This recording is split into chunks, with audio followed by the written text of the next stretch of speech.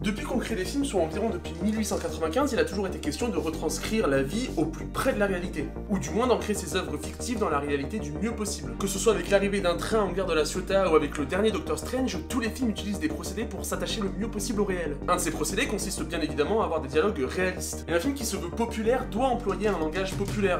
Il serait ma foi fort impromptu d'employer un langage séant durant la production de Bienvenue chez les Ch'tis. Vous voyez, ça marche pas. Et assez naturellement, la langue populaire contient tous les mots de notre vocabulaire et par extension, des gros mots. Alors ma position sur les gros mots elle est simple, je pense qu'il faut les utiliser. Déjà parce que je pense qu'ils ont été interdits à l'époque de la bourgeoisie et de la noblesse pour se la péter, et bon, les bourgeois, voilà quoi. Et parce que je trouve pas de manière plus naturelle, plus franche d'exprimer un sentiment ou une émotion sans passer par un détournement de formules de politesse. Par exemple... Fichtre, voilà que je me suis cogné l'appendice pédieux, la douleur et la stupéfaction m'envahissent. Bon, on est d'accord, ça se passe jamais comme ça, en général on externalise sa colère et sa douleur par un bon gros putain de merde, fais chier ou casse la tête le canapé sa mère. Et comme je disais, tenter de réfréner ses pulsions, c'est dû aux bourgeois qui, s'abstenant de l'usage de gros mots, tentaient de se faire passer pour plus pompeux qu'ils ne l'étaient. C'est un mouvement de pensée assez conservateur finalement quand on y pense, c'est s'empêcher d'aller vers des interjections et des termes qui permettent d'exprimer rapidement et efficacement un état d'esprit. Et du coup, quand il va s'agir de créer des œuvres populaires à destination du plus grand public possible, qu'est-ce qu'on fait? On interdit définitivement l'usage de ces mots qui t'a bridé la réalité au travers d'un prisme de puritanisme?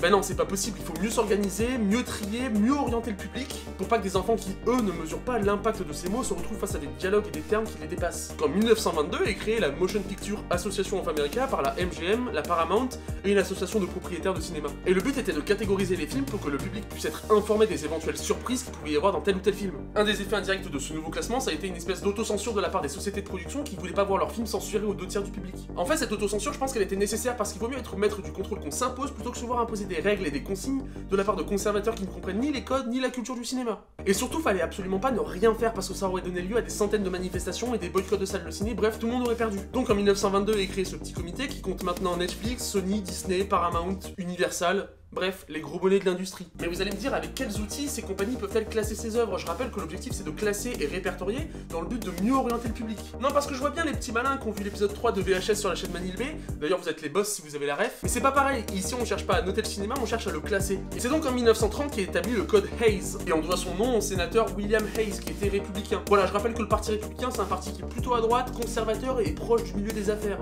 C'est un peu surprenant que toutes ces cases soient cochées conservateur et proche du milieu des affaires. On vit vraiment dans une société.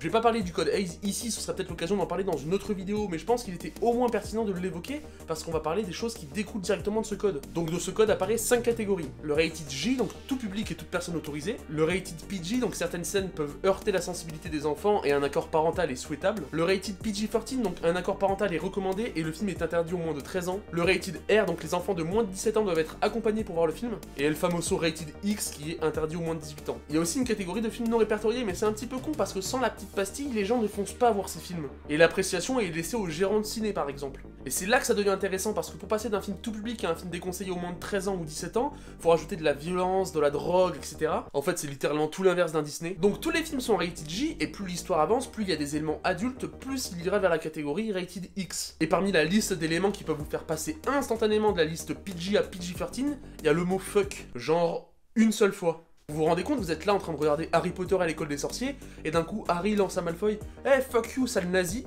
Ben instant le film passe déconseillé aux moins de 13 ans. Ce phénomène porte un nom, et c'est les F-bombes. Et c'est un one-shot. Ça veut dire que vous avez le droit à un seul fuck et votre film passe instant en déconseillé. Au-delà de cette unique occurrence, le film passe en rated R, donc interdit aux enfants non accompagnés. En fait, même si ça a des airs de censure, pour moi c'est plutôt un jeu de chat et de la souris. Il faut réussir à placer le mot fuck au meilleur moment pour avoir le meilleur impact. La F-bombe. Et quand c'est bien fait, ça donne ça. Start checking me off some big fucking boxes.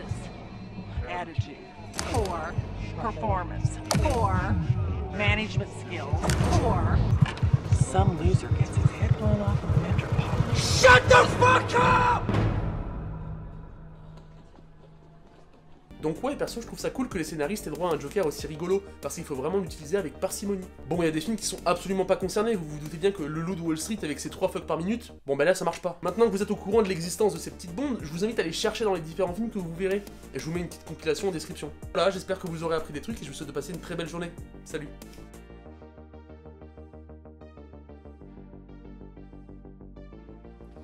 Excuse me, I'm Eric Lensher. Charles Xavier. Go fuck yourself.